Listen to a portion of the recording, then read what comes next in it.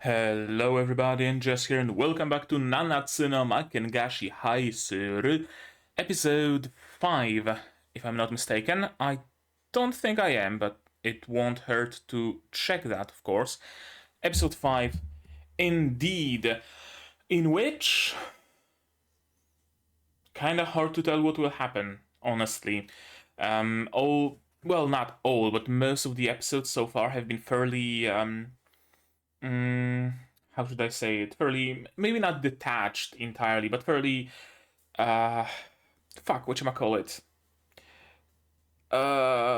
Whatever, doesn't matter. What I meant is that there really isn't any particular, thread being followed. Sure, episode 3 to episode 4, there was some follow-up with that. But other than that, every episode is mostly episodic. That's what I wanted to say. And now it sounds funny that I wanted to call episodes episodic, but it makes sense. It makes sense. They aren't a part of a larger whole, but rather just singular, mostly singular stories. In episode 4, we had that battle at the Colosseum. Something wrong with the camera? No, everything should be fine. I'm recording in the morning, so the light is a little different. I usually record at night after dusk, so the light hits a little different and I can't get used to this different, more washed out look. Whatever, doesn't matter. Right, in the previous episode there was a fight at the Colosseum. There was supposed to be a duel between Olivier and Mr. Andrews. But of course Andrews chickened out, and instead of a duel he wanted them to slay some kobolds. Unfortunately to him, among those kobolds, a Gara, something like that, was hiding, a birdman that started slaughtering the students and almost slaughtered everybody, if not for the intervention of Olivier and Nanao. Nanao, correct. And later on, Mr. Andrews also helped them a little bit with his magic, so I guess he kinda sorta redeemed himself. Tell that to the families of all the students who passed. Probably won't make much of a difference, but hey, in the eyes of the storytellers, he probably redeemed himself at least a little bit. Right, that Birdman attacking is probably a part of a greater plot, just like the Zoomies spell cast in the first episode. I'm still unsure what sort of a plot it might be. So far, it looks like someone is trying to discredit the school. Someone is trying to get it closed, perhaps. Someone is trying to make it even more dangerous than it already is, so that whatever authorities there might be eventually close it down. But the school already has a fairly bad reputation and students are already dying on the daily, so I'm not sure if it would actually make any, anything, if it would actually do anything. Oh well, 10 more students died, whoop-de-doo, it's just another Thursday. Right? So, I'm not sure. Is it someone trying to hunt down Oliver? He seems to be one of the most mysterious people so far. He has that shinobi girl who's stalking him at the behest of his brother. That leads us to believe Oliver is somehow important, but we don't really know anything about him. Nanao isn't all that mysterious, all things considered. She's fairly simple, she has fairly simple background. She's a fairly simple character, all in all. So I'm not sure, honestly. Nobody else seems particularly worth getting rid of. Maybe Michela, since she's like a young noble. But plenty other students at the school would be young nobles. Andrews himself, for example. So why target Michela? I have no clue. I have no clue. Perhaps today's episode will show us a little bit more detail and will answer some of those questions. We'll see. We'll see. I have absolutely no predictions for today's episode. I have no clue what's going to happen. I have absolutely no ways of predicting that. Besides, maybe some small things like Andrews being now more friendly towards them. As I said in the previous episode, maybe someone is bullying Nanao again, and then Andrews just stands up and walks out of the room to show his displeasure, or some other significant scene like that. Or maybe he even speaks up. I don't know. Something like that is probably, maybe, possibly going to happen. But besides that, I have no clue how it's going to progress. We don't even really have any, like, major plotline yet, do we? Except those vague assassination attempts, those vague disruption attempts, terrorist attacks, one might even call them. We don't really have any coherent main story, so maybe it will unveil itself sooner or later. This is episode 5 after all, so almost halfway through the season. I wonder how many episodes is it? Episode duration 24 minutes, yes, I know, but episode amount I want to know. Is it not listed? Is episode count not listed on any list? Episode count is not listed. Okay, so it could be that it's a 2-core season, which would work very much in its favor, or it might even mean it's a weekly series, although I don't think it is. Maybe. I'm not sure. They don't really make weekly series anymore. What was the last, like, new weekly series? Black Clover? Yeah, I think it was Black Clover. Everything else, like My Hero Academia, Jujutsu Kaisen, etc., have like 17 seasons, but they are not weekly. I don't know. Episode amount is not listed, so I can't really tell whether this current pacing is good or not. That remains to be seen. Yesterday I've seen... what was it that I watched yesterday? Was it some... It was Helck. It was Helck. And I learned that Helck is going to be 24 episodes, and it completely changed my outlook on it, because I thought it progresses way too slowly, it's way too slow of a burn, but 24 episodes, perfect. They can fit everything they need to. So I wonder what is the case with Nanatsu no Maken ga Shihai Suru. But enough talking. Let's start watching, right? To do that, you will of course need your subs to follow along with me. I'm gonna need my sound to hear what's going on in the show, and I'm gonna have to ask you guys for your support. Support the channel if you want monetarily on Patreon down below, or not. Share my content, spread the word, costs you nothing, helps a lot. And with all of that out of the way, we can start watching Nanatsu no Maken ga Shihai Suru episode 5 in 3, 2, 1, go. Oh, Shinobi Girl is back.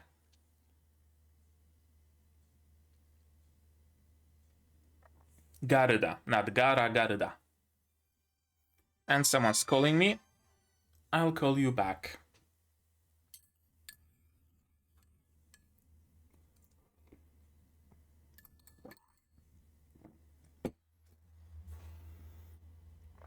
Oh?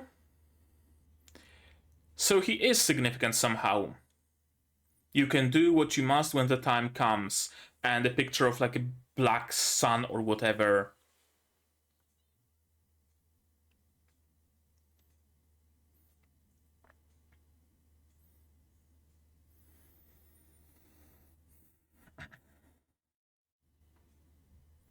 And cue the troll taking the food. Predictable.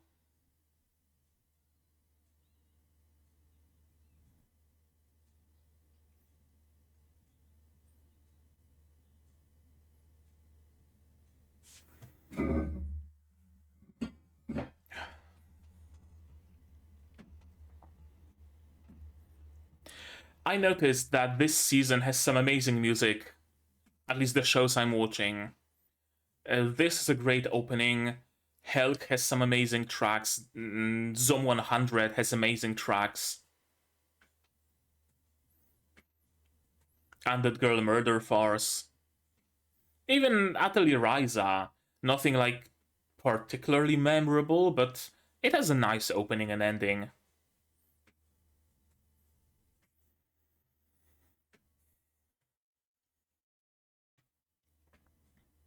And who is that girl, I wonder?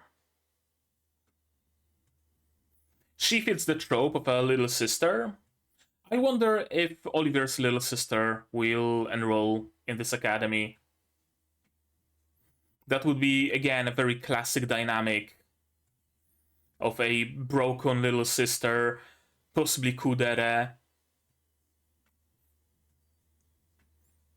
Although this show likes to do interesting things with tropes, so it's possible she might not be a kudere. Or perhaps not even a broken. Preposterous! A little sister who's not a broken? Perhaps not the best place for a greenhouse.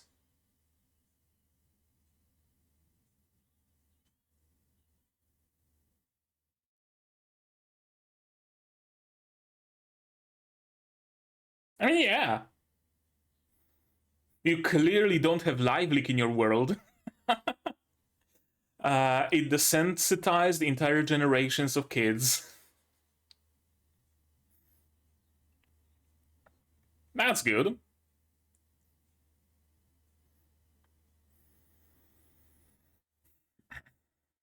Probably not.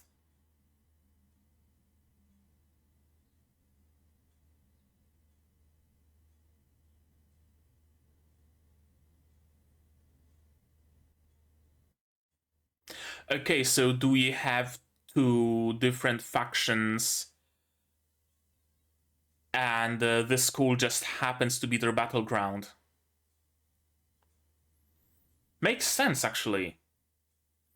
And it's also very imaginative, very unique.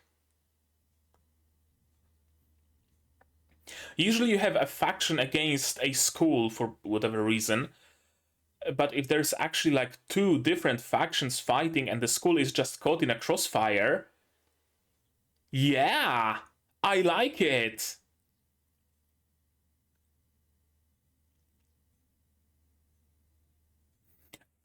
You wanna tell me nobody fucking died? You wanna tell me nobody died in that massacre? Is healing magic this fucking good?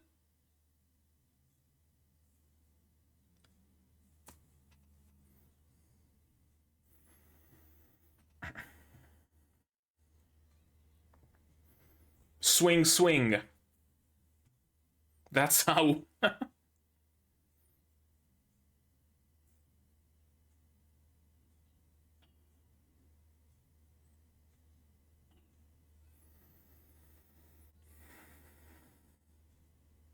Jelly? Gels for Oliver, okay.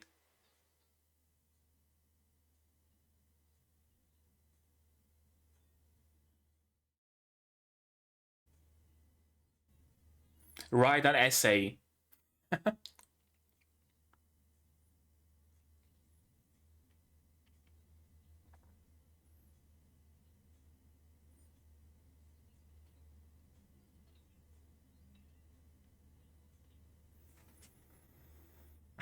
I mean, yeah, Nana was super flashy, so that's why she gets all the attention.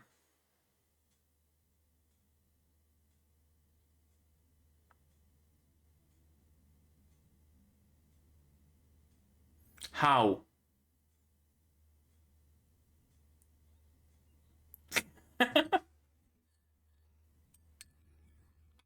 That would surely bring attention of the student body.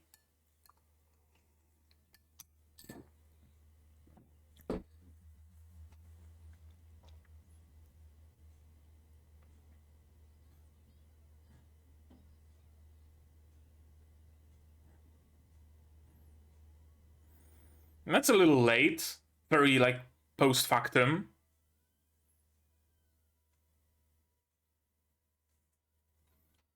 It's just a friendly cheek kiss. Kiss on the cheek. Or more like in the ear area, but sure.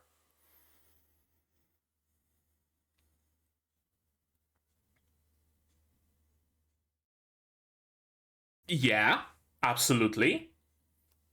Sure. It's only fair.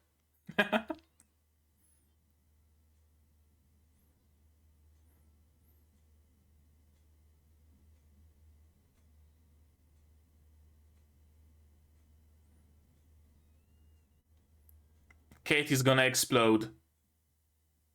Oh. Oh, so we have an Essan. Why is she calling him Null, though?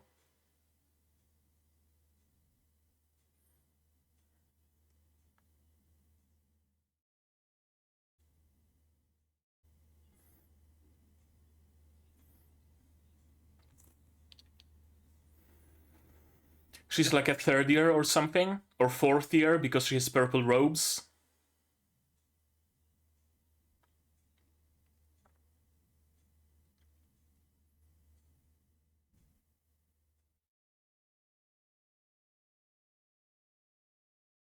Okay. Yeah, where does Null come from? Oliver Horn. How do you get Null from that?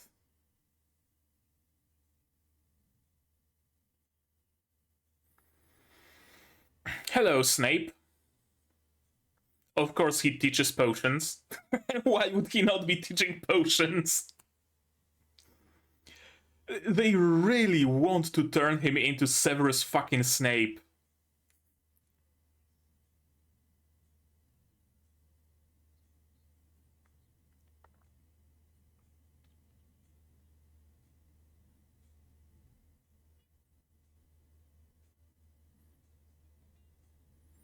Maybe don't talk openly in his classroom where he can hear?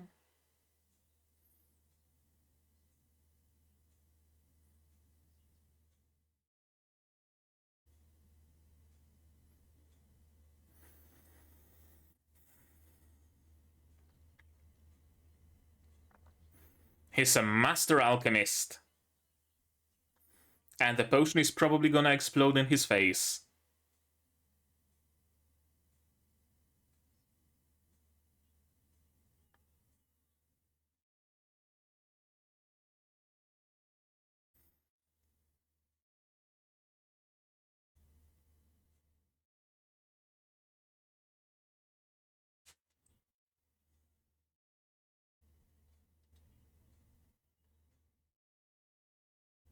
Go and wash her fucking eyes! Don't stand there! Basic fucking OSHA!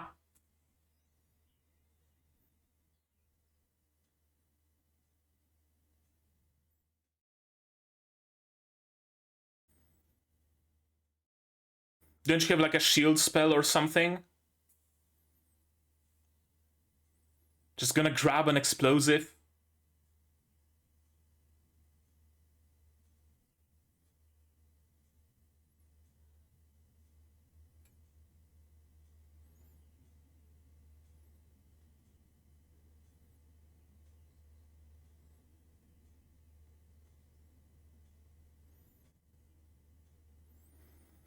Okay. So Severus Snape isn't a total asshole. Or maybe he is. He is. He very much is. Okay. Can't have it too good.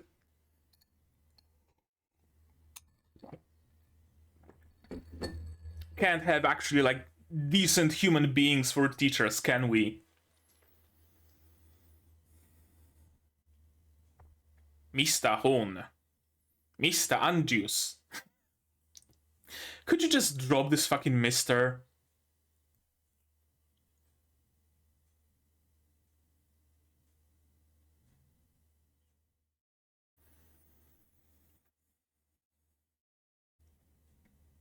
Okay, so he is a full-on asshole. Gotcha.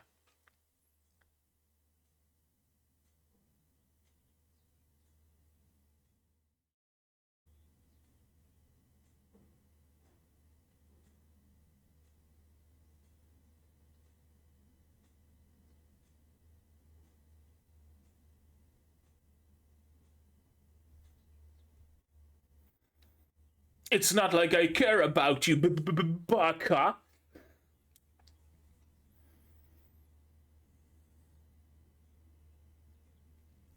Oh, plot thickens? Plot thickens? Hell yeah, sign me up.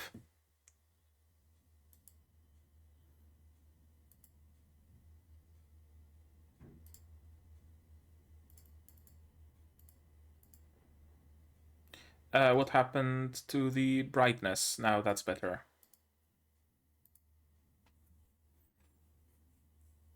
Yeah.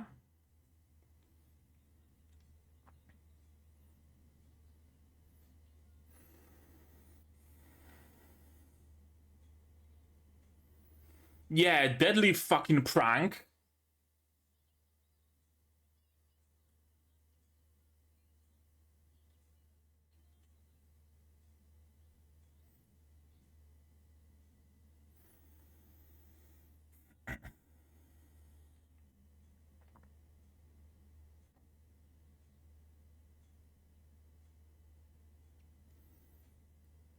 Sure. Or the troll just noticed someone bum rushing him, and that's why he went out of control. Right? Like a wild horse. When you approach it from the front, it might be perfectly peaceful, but you approach it from behind, you clap loudly, and it's gonna kick your face in.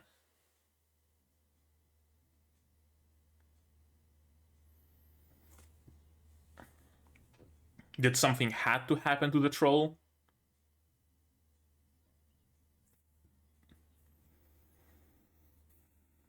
I mean, sure, you can try to ask at the source.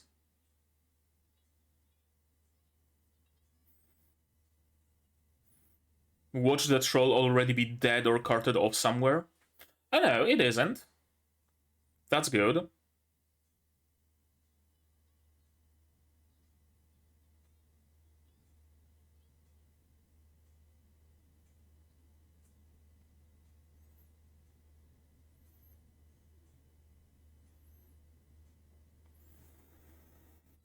Well, she didn't get too much information out of him.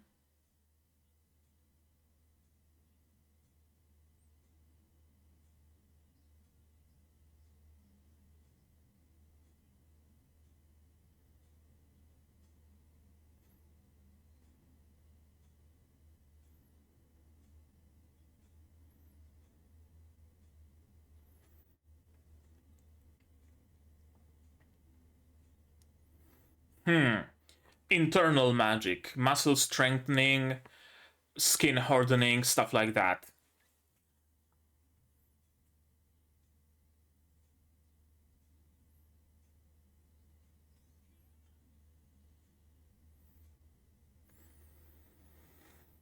Is it safe to be practicing in the middle of the town?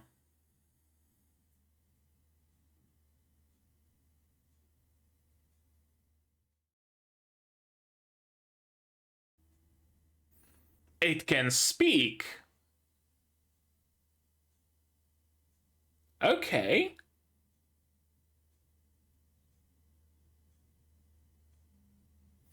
Whomst.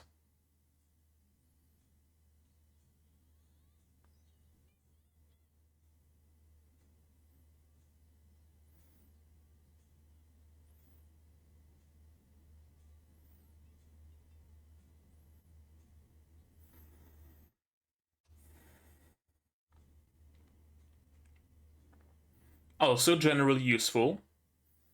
You know, you can cause your opponent to stumble.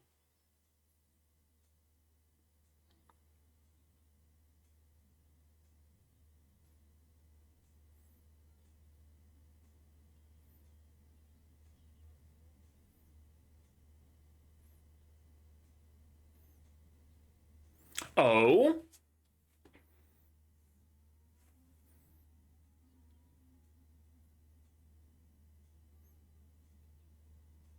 To safety.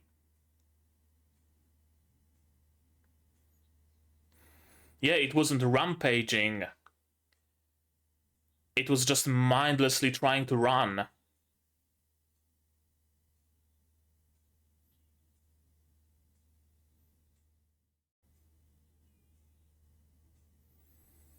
No, her Atame is here.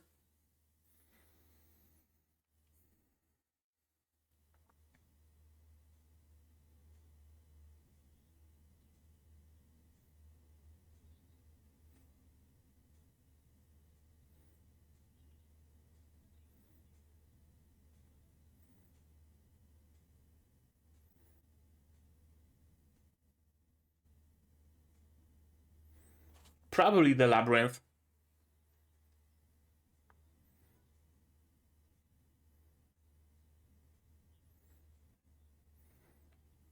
Do you have a locator spell or something?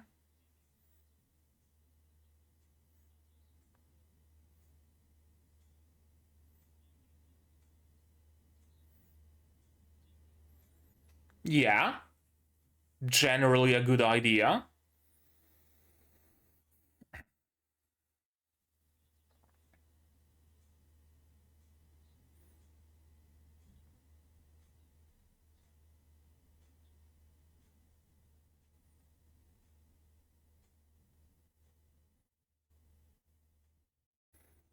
Oh, I thought we were at like 20 minutes and the episode is gonna end right here, but no. We continue.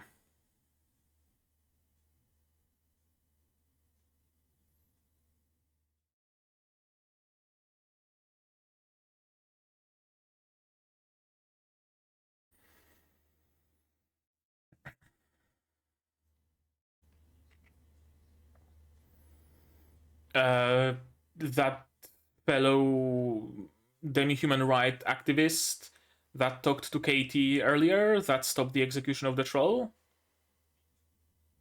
I'm not sure. And get attacked. Get teleported, noob.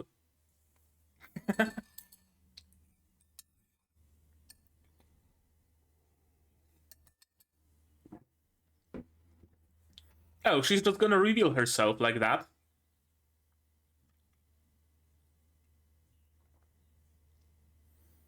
Yep.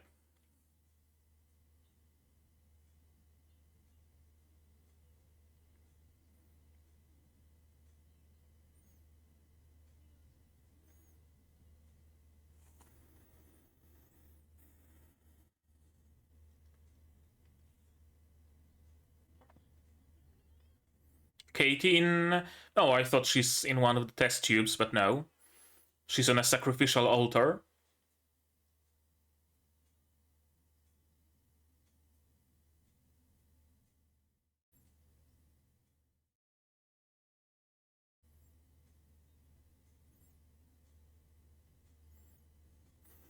Uh... Uh... I wouldn't want to talk to someone who was scrambling my brain either.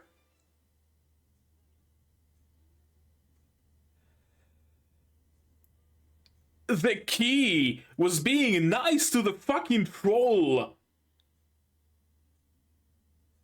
That was the key. Being nice to magical creatures makes them nice to you back. You're really fucking stupid for a genius, you know that? You're really fucking dumb for a genius. Really fucking stupid.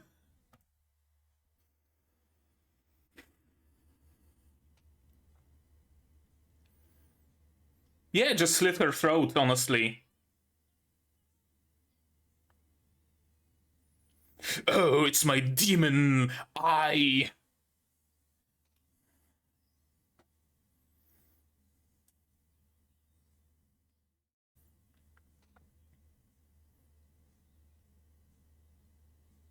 Oh, she implanted a basilisk's eye.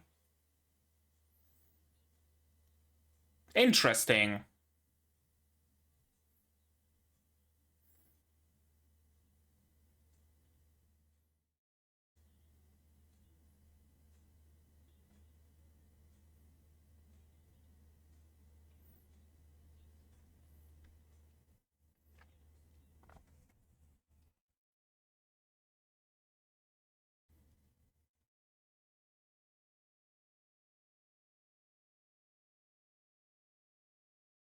Credits.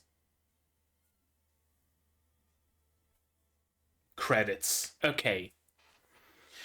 Okay, the plot thickens. The plot thickens a lot. I like it. I really, really, really, really like it. Usually Magical Academy anime have the antagonist be like a completely external organization who either has a beef with the main character or has beef with the school altogether or something like that. This is two different factions who are beefing with each other, and the school just happens to be their battleground. And students themselves are also involved in those like two warring factions. That's original. I like it. I really, really do.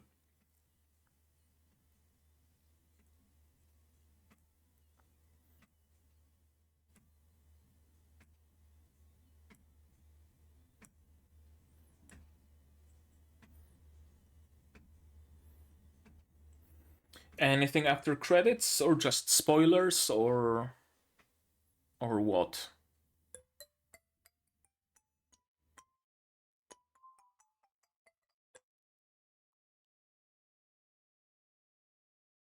Next time, Arise! What a title! What a title! Okay, who's gonna rise, I wonder? Nanao? Oliver? Is his hair gonna turn white? I don't know. I'm not sure. Someone's gonna rise, and it ain't gonna be the shield hero. Okay. I enjoyed this episode very much, so how about we enjoy it again? Shall we? Let's see. Oh, let's see. As your protector, well, you're gonna be embarrassed again because he's in danger again. That way you can do what you must when the time comes. And here we have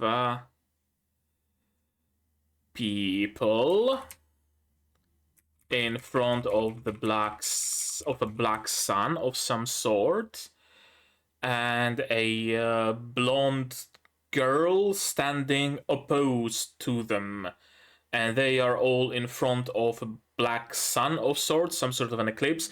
Sorry that I'm covering my eyes, but it's bright outside and I see better if I cover the daylight. We have a few characters, and they seem to be antagonists or villains. 1, 2, 3, 4, 5, 6 of them, I think. Is this series eventually going to turn into a boss rush? Where we need to take down each of those people in succession? Possible. Let me note it down. Possible, and would actually really lend itself well to a weekly show. I'm still not sure if it's how many episodes is it going to have. I will check it out though. Maybe Annulus doesn't have that information, but Mal has, or some other site. So I'm gonna check it out later. But first, I'm gonna note down boss rush of having to defeat episode 5, and the timestamp is not 28 0028. Villains, they wouldn't be showing as this vision was insignificant. But now let me grab the browser window and Google for Nanatsu no Maken ga Shihai Suru on Annulist. No, not on AniList, on Mal. Mal lists it as unknown amount of episodes. All right. Wikipedia. Let's see.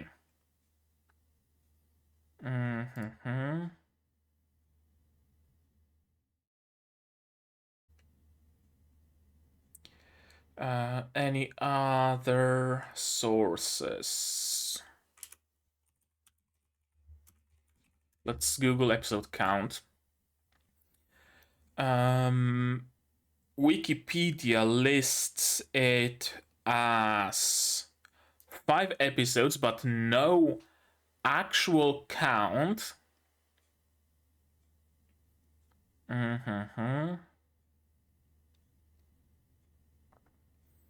No, there's no number of episodes listed. And Google says...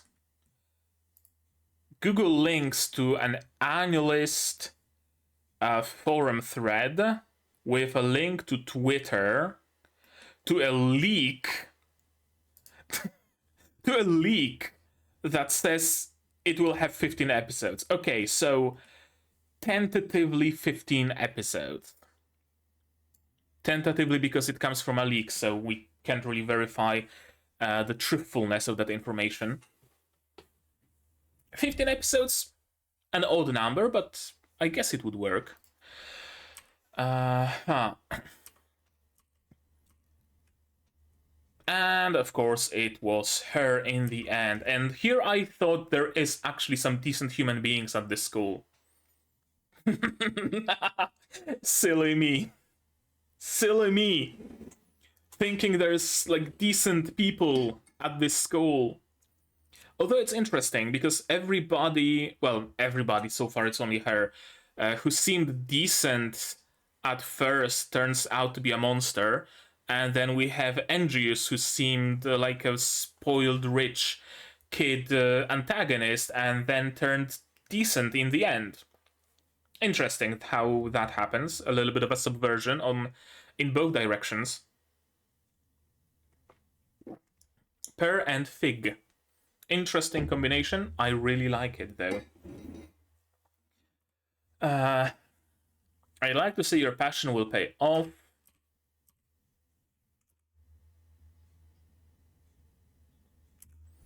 And it did. It did. Keyword, her passion paid off. Her passion paid off. Because she's been with this troll all this time, talking to him, giving him food. That's what paid off. Honestly, what Milligan is trying to do is the equivalent of, I don't know, me taking someone who can draw really well and cutting open their brains to check how they can draw really well. When the answer is they trained. They started drawing and they kept drawing and they kept learning, and now they draw really good. Like, that's what she's doing, essentially. And I just noticed that I had my camera way far out there. Yeah. What she's doing, like, makes no fucking sense. How can you be so good at dealing with animals? I've been cutting them up, I've been torturing them, I've been scrambling their brains, and they don't like me? They don't want to speak to me? How can you, who treats them so well, speak to them? It must be something with your brain. Let me cut you open. She's really fucking stupid for a genius. OP. And here we have the lab. That shows us this is the first arc. Oh, Oliver fighting Snape. That's gonna be also something. Probably. Really not a great location for a greenhouse. Like, you had to carry all that soil there to place it on a roof. I guess it gets a lot of sunlight, but it's usually like a better idea to place greenhouses on like ground level, because you don't need to carry the soil and the plants can have their roots as deep as they can, although perhaps limiting the depth of roots and being able to precisely control the soil they have has some benefit. Okay, maybe it's actually a good idea to have a greenhouse just completely separated from everything. Difference between Garms and Warg's guts. Why did they need to learn that? I don't know, but apparently they had to. They don't insult Katie, of course. And they are generally distant. Yeah, there is some space. Yeah, everybody's like on this side of the dining hall and they are like all alone in the corner. Okay, so they are a little bit of rejects. I don't know if we can assume it's over. We cannot. We now know full well that we cannot assume it is over. Group who doesn't want to give rights to demi-humans, and a group that does want to give rights to demi-humans. And that was a retaliation. I really like that the school is a battlefield between two warring factions. I really like it. I really like that it's not just some random faction, Dawn of Eclipse, or some other evil-sounding name like that, who somehow got the school in their targets, and now it's students against that faction. This is a classic. This is like a trope at this point, even. This is different. This is original.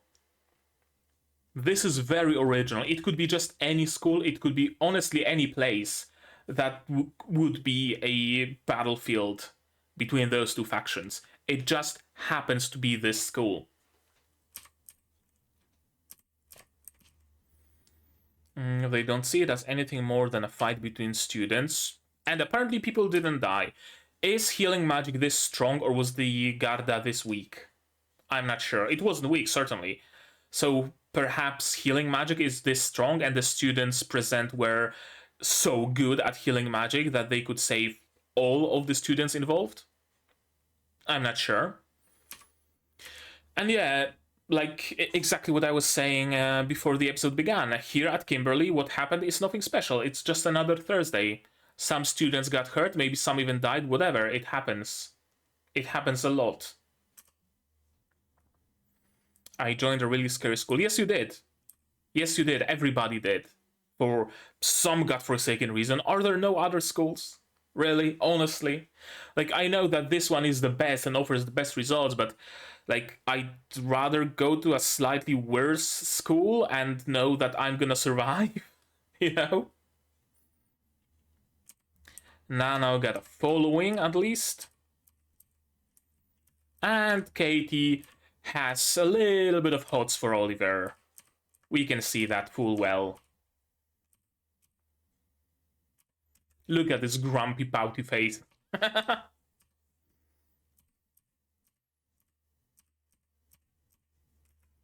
Victory kiss. And here we have a brand new character, a sister cousin person who just happened here randomly and appeared randomly, and who I don't think is even listed on the list of characters on any list, so I'm not sure what her significance will be, if any.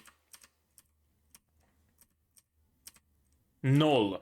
This might be significant, though. This might be significant. If nothing else,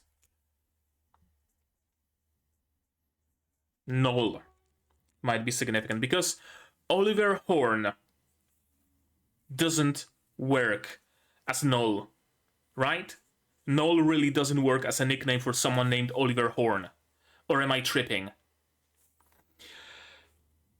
I wonder if Oliver is maybe hiding his family name. Snape said that he never heard of House Horn? What if it's actually Oliver Knoll? But he's hiding that fact. That's why he has that shinobi girl protecting him, because maybe he's a target for someone, and thus he was sent away from home into some random academy somewhere, and he changed his name to hide from someone. Yep. Oliver is hiding under an alias at the school. His real surname isn't Horn, but Knoll, in parenthesis, ish. It might be something Knoll-ish. Maybe Nolenberg or whatever, right? But something that could at least produce the nickname Knoll. I wonder if that's the case. Or Knoll could be, I don't know, his warrior name. We have the Flame of Isengard, we have the Undefeated Guardian, we have the Forest Master, and we have the Knoll. And you will be defeated. I don't know, something along those lines.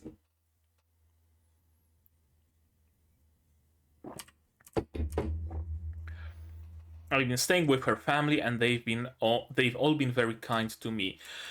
Yeah. So he's probably hiding in like a completely separate part of the country or even the world, and staying with his cousin, and then made it to this academy. What happened to your kiss? It's been postponed.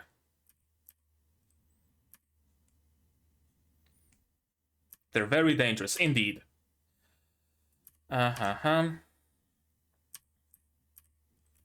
Interesting that he doesn't really give any hurt time to Katie, right?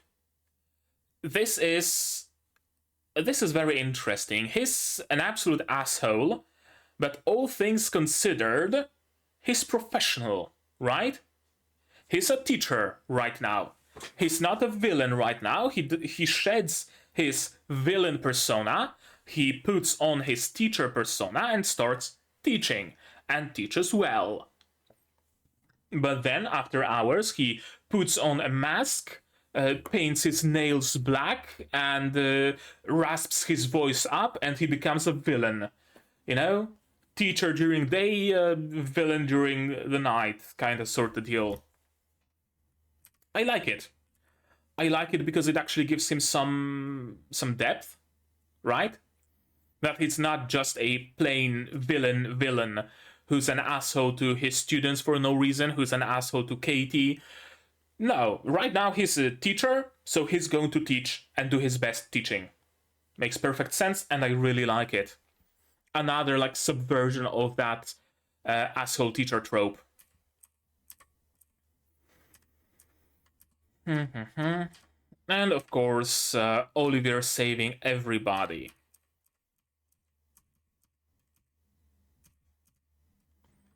I've never heard of that clan.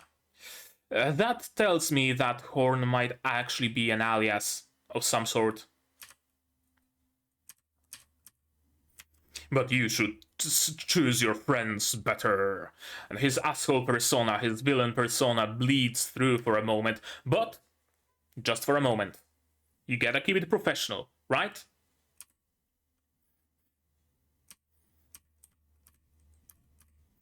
Mr. Andrews. Yeah, don't deal with Snape. He steals the results of his pupils and publishes it as his own work. So he's an asshole through and through. Here I thought we're gonna have another, if not good teacher, then at least a not actively villainous one. Right? Like he's grumpy and he's kind of an asshole, but ultimately he wants the best for his students. Maybe he's misguided in like trying to trying to get the troll executed, but he was driven by the good of his students, right? Can't have a dangerous animal on premises, right? Like, it could be kinda, sorta, more or less justified. Sure, he used Crucio on Katie, but let bygones be bygones and all that. But no, he is actually an asshole.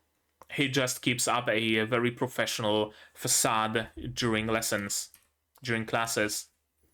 I just felt like I should say something. It's not like I care about you, baka. To be honest, I didn't think it would get so out of hand. Because my parents told me that rights activists are an embarrassment to mages everywhere. Classic parental, not mind control, but whatchamacallit? Brainwashing, right? Parents tell you those people are evil, so you also start believing those people are evil, and you continue the evil deeds of your parents. As a prank. Well, that wasn't a prank, my dude. That really wasn't a prank. That was a lot more than just a harmless prank. And yeah, sneak attacking is the work of a coward. Who else was working with you? Somebody else must have been there to make the troll go crazy. Now we know that it is true, that someone was there to make the troll go crazy. But honestly, did it actually have to be the case? Troll sees someone bum rushing him and screaming, and the crowd is clearly unsettled, so the troll also gets unsettled and also gets in a panic and becomes dangerous. Couldn't that have been the case? Now we know it wasn't, but it's weird that Oliver immediately came to the conclusion that the troll had to have been tampered with.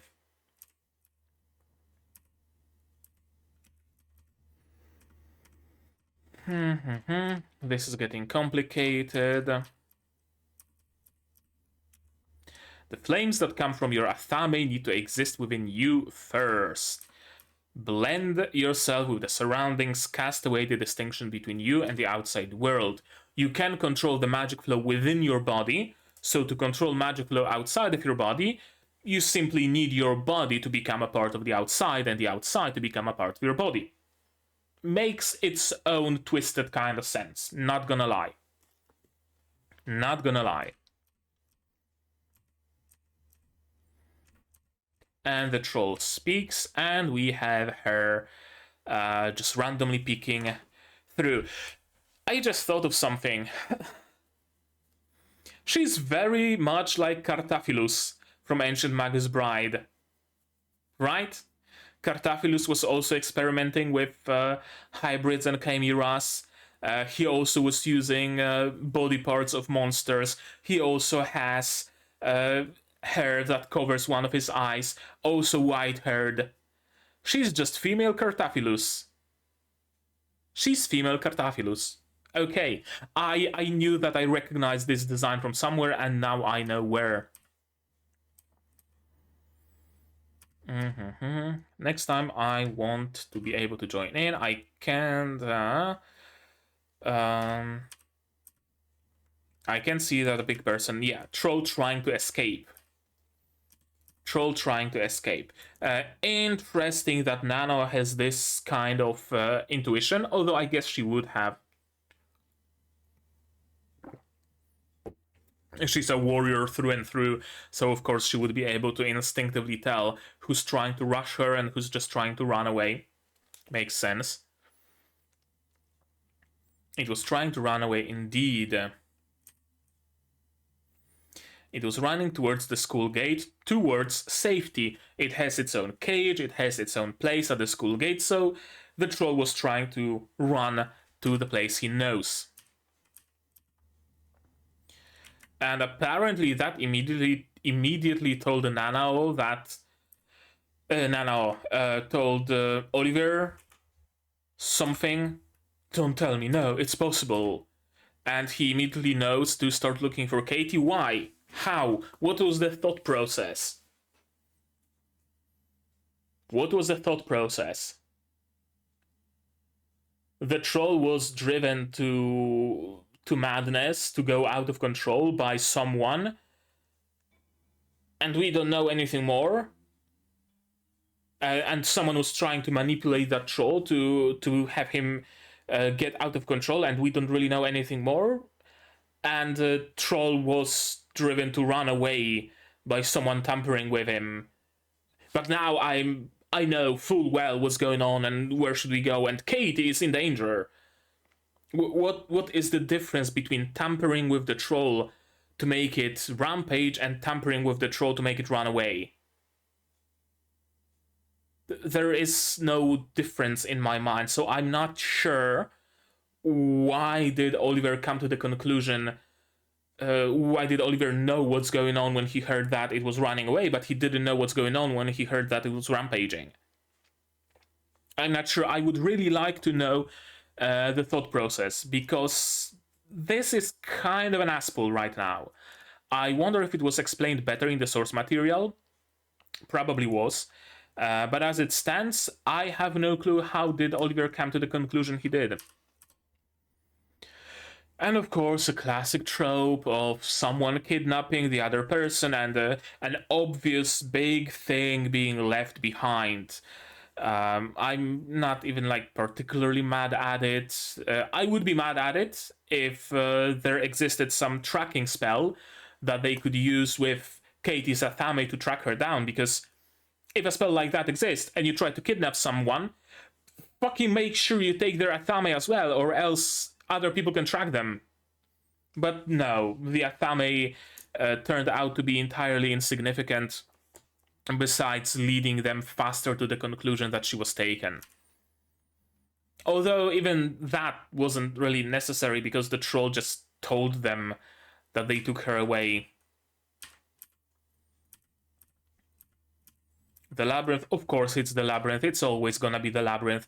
Whatever bad happens is gonna happen in the labyrinth, I guarantee it. Rights activists organized various projects to try and bring intelligence to demi-humans. Some of them thought that if demi-humans could be made as smart as humans, they'd be given rights.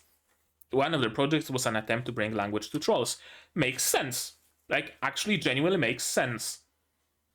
One of the, like, criterias of sapience or sentience, sentience, I think, it's like being able to communicate.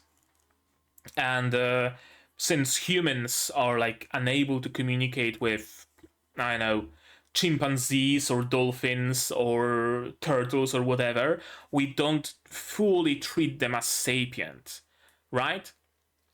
But if turtles suddenly started speaking human language, and if they suddenly started saying, hey, yo, give me more food, or the water is too cold, could you crank up the heat a little? We would start immediately treating them differently. We would immediately start treating them as little tiny people. Because they can communicate their needs suddenly. They can talk to us and they can reason. Right? So it makes perfect sense in this regard that if we make magic creatures, trolls are the most humanoid, so it would probably be the easiest to do with trolls. If we can make them speak human language, if they can say, please don't hurt me, then people would be a little bit more apprehensive from hurting them. Makes perfect sense. It was criticized and quickly abandoned. I guess it depends on what means were used to teach them speech. If they were just being taught, I see no harm in it, but if they actually had their brains scrambled to enable the ability to speak, yeah, I can see that being problematic. It tried to escape at the parade because it couldn't bear it anymore. This is also kind of an asshole of a conclusion. How do you know that it couldn't bear it anymore? That someone scrambled its brain so much that it was in constant pain, and apparently it was being at the parade that broke the camel's back? Don't you think that the troll would be like aggressive and rampaging even before the parade if its brain was really hurt? kind of like ass-pull conclusions so far from Oliver. There aren't many mages who could do that. If we contact Godfrey or Withrow, you should have done that first. You should have done that first.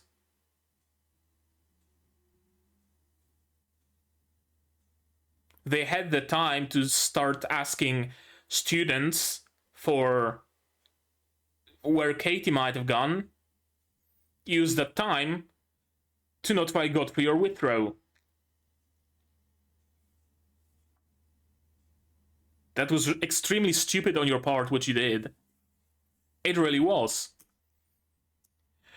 Even the sheer fact that you are going down into the labyrinth, you should notify someone so that people fucking know where you are. So that when you don't come back to the dorms for the night, people don't think, oh, they must have gone for some fun time in the bushes or shit like that. They know, oh shit, they're in the labyrinth, they aren't back yet, let's fucking notify Godfrey or Withrow. Let's start a fucking search party. Right? Like, I know that Nanao and Oliver are capable, but there will come a time when they will not be capable enough. Right? Like, when they were saved in the, like, first episode or second episode in the maze. They were saved because they wouldn't be able to just fight their ways out. Maybe they would have after much struggle and some casualties, but the people who came with help and fucking blasted the skeletal snake on fire, I don't think Oliver would be able to win against him. I don't think Nanao would be able to win against him. So there clearly are people much stronger than them. So why would you, like, take this risk? Why would you not have any safeguards? Not even like a note. If I don't come back in the evening, know that I am in the maze because Katie was fucking kidnapped. And I'm looking for her. This is just brain dead. This is just brain dead on Oliver's part and Nanao's part. Nanao is brain dead for the most part, regardless. She's the kind of a trope of a character. But I expected more from Oliver. I'm honestly disappointed with him right now. I'm honestly disappointed. He's supposed to be the crafty one, the creative one. Right?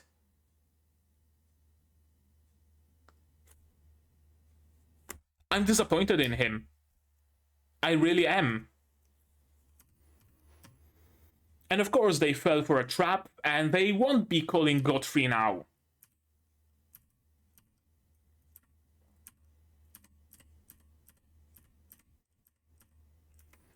And she also is fucking brain dead because she believes the key to living well with demi-humans is in the fucking brain. Like, are you hoping to find get well with demi-humans tumor in her brain and then transplant it into yours? Like, what do you expect to find in her brain? She's nice to animals, so animals are nice back.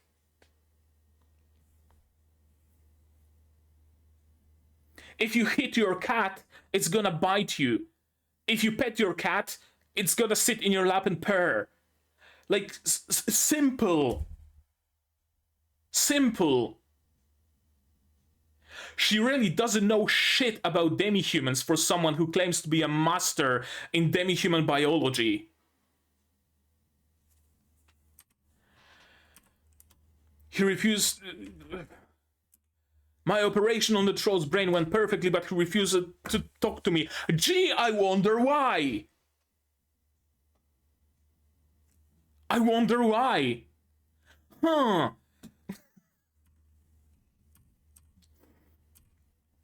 She awakened his ability to speak.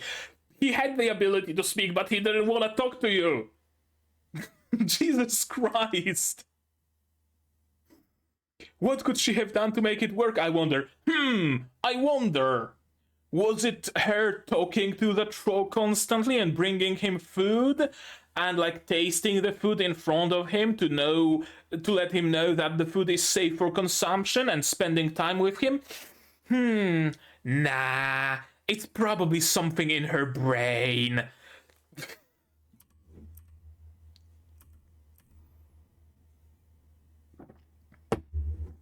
You should check your own brain, because suffering dementia at this young of an age is really not a good sign.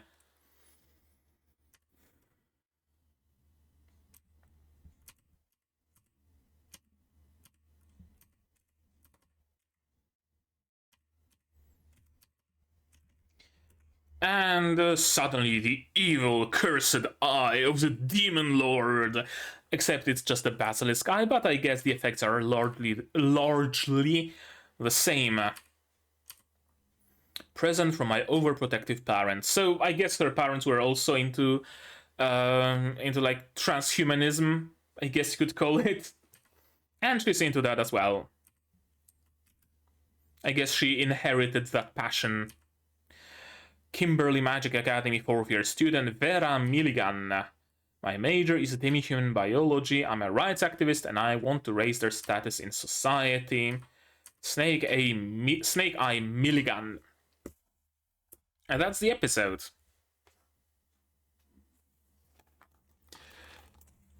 That is the episode. On one hand, I enjoyed this episode because it answered some questions, like what was the deal with the troll, what was the deal with the Garda. It also unveiled fully unveiled and fully established the main conflict of the series, the main storyline, the main plot. What fell down? Oh, my charger. The main plot of demi-human right activists versus conservatives. Perfect. Amazing. I love it. I love it that it's not faction against the school, but rather two factions who selected this school as their battleground, at least in part. I like it. I really do. But I'm really not fond of the the seemingly lack of clear reasoning by Oliver, right? It was kind of like the new Sherlock TV series, where he comes to a conclusion through completely bullshit means, and Nanao also seems to have come to his conclusions through unknown means, so it seems bullshit, at least from the outside. Perhaps the source material dealt with it better. I'm not sure. If it did, please do tell me. Tell me down in the comments. As long as it's not a spoiler, I'm actually genuinely curious how it went in the source material. And that wasn't great. And then we have the complete brain-dead behaviors of Oliver and Nanao, who went to look for Katie without notifying anybody. Absolutely anybody. Oliver said that, hey, we should contact this guy and that guy, but they didn't, for some godforsaken reason. So that was like completely and utterly brain dead on Oliver's part, and I honestly expected more from him. I wouldn't bat an eye if it was Nanao and Guy, for example, deciding to do that, or Nanao herself. I wouldn't bat an eye, absolutely. They're kinda tee-hee stupid, so you can excuse that, and it's actually in character for them to not think of consequences too much. But Oliver, the one who is supposed to be known for his cleverness, for his craftiness, the one who knows a lot, who can react at a split second, that Oliver just blindly went into the maze, knowing that they will find someone antagonistic to them in there for sure. He didn't go into the maze to just look for Katie, right? The assumption wasn't, oh no, Katie was sucked in by the maze, we need to look for her, like in episode 2 or whatever, where they organized a search party to go look for their friend. No, sorry, it was one of them who doesn't matter. Or rather, forget it. It would be a different thing if they assumed Katie was sucked in by the labyrinth. They don't assume any danger, they don't assume anybody acting with malicious intent. Katie just happened to be trapped in the dungeon, so we go there with a search party. And oh no, there's someone who was responsible for that and wants to fight us. Makes perfect sense. But Oliver knows someone kidnapped Katie, so it is safe to assume they're acting antagonistic towards them, at least towards Katie, and thus probably towards other people who would want to take Katie back. And he didn't have any precautions in place. It's really out of character for him, I dare say.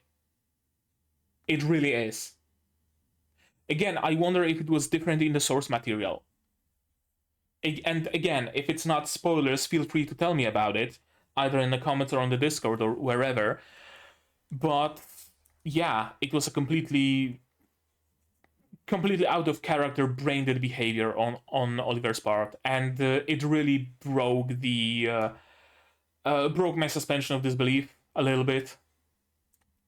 And then we have Vera, who also has an extremely brain-dead take of, like, oh, why would the troll be nice to her? The secret must be hidden in her brain. No. Just no.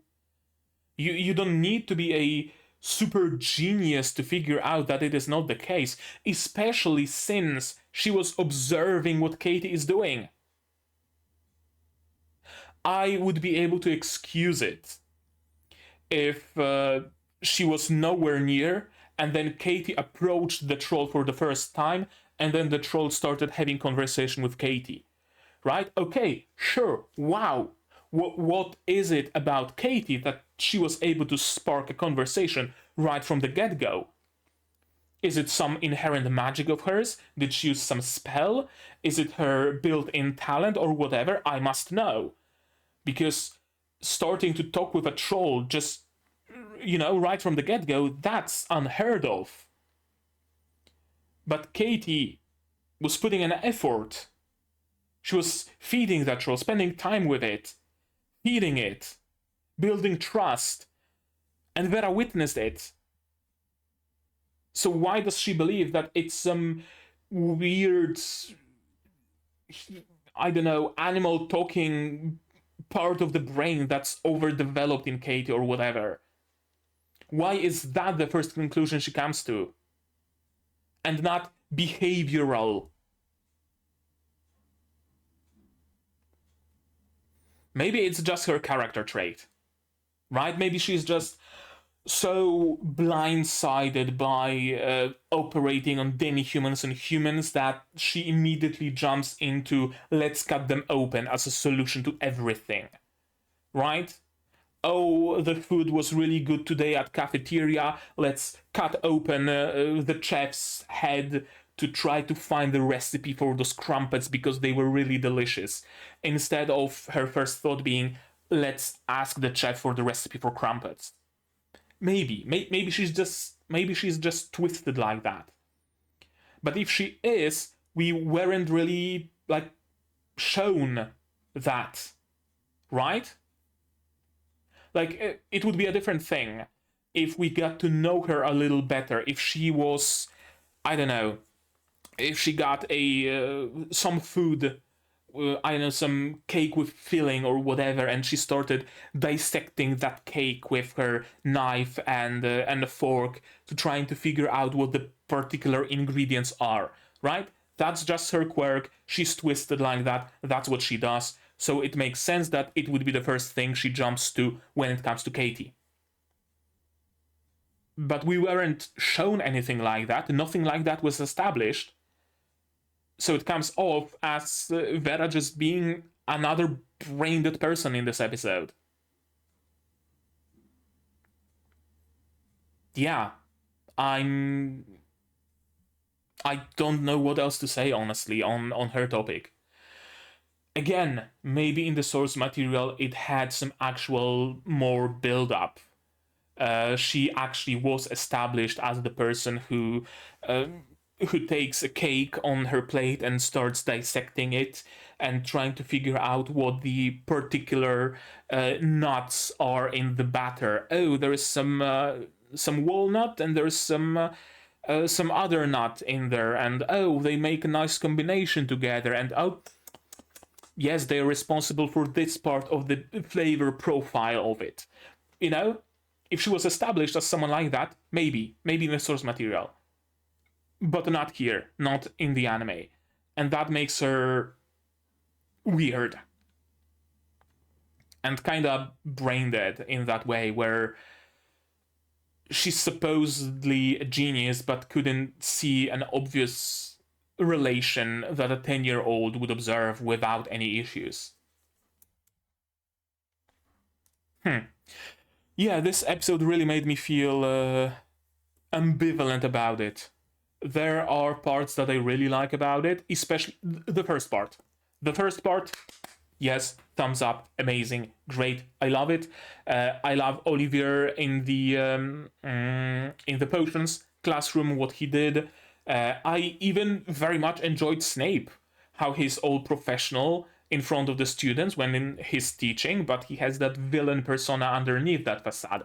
I really like that. But then in the second half, it's just a festival of bad decisions and incomprehensible ones, which really detracts from the enjoyment. It was presented in a good way. It was presented very nicely. I mean, that's standard for the show, pretty much. That the presentation is really good, but I really am not a fan of what Oliver and Vera did, because there is like no reason why they would do it this way, unless again source material. Okay, I think that's gonna be it, and that also means I'm caught up to this show. Another show I can add to my list of the ones I'm caught up with, which is great. It feels nice to be like on par with releases. Okay, I think now that's gonna be it, though. But maybe you guys have something more to say. If so, say so down in the comments below. What did you think of this episode, my reaction, my theories, stuff like that. No spoilers, please. If you do want to talk spoilers, Discord here, also in the description below. Like the video if you liked it, dislike it if you didn't, but tell me why so I can improve. Subscribe to the channel to be notified of future releases of not only Nanatsu no Maken ga Shihai Suru, but also Helck, Zom 100, Atelier, Ryza, and Undead Girl Murder Farce. If you wanna support the channel monetarily, you can do that on Patreon, linked down below, where for $10 a month you get early access to non-seasonal shows, none of them running so far, but there will be, and for just $1 you get a role on the Discord and a place in the credits. And I also stream sometimes gacha games, gameplay building, stuff like that, so you might want to click the bell if you wish to be notified of when I go live. And if you want to support the channel for free, you don't have to pay a single cent. Share my content, spread the word, it costs you absolutely nothing and helps the channel a lot. And with all of that out of the way, that's gonna be it from me for today. So as always, you guys do all the good stuff, and I'm gonna see you in the next one. Cheers! And here's the list of my wonderful Patreons: Scooby, Without a Net, Fruit, Zay, Rainer, Akomancer, Fassel, Dr. Watt, Marsh, Yuki Ally, and Hans Peter. And you can join their ranks without having your head cut open.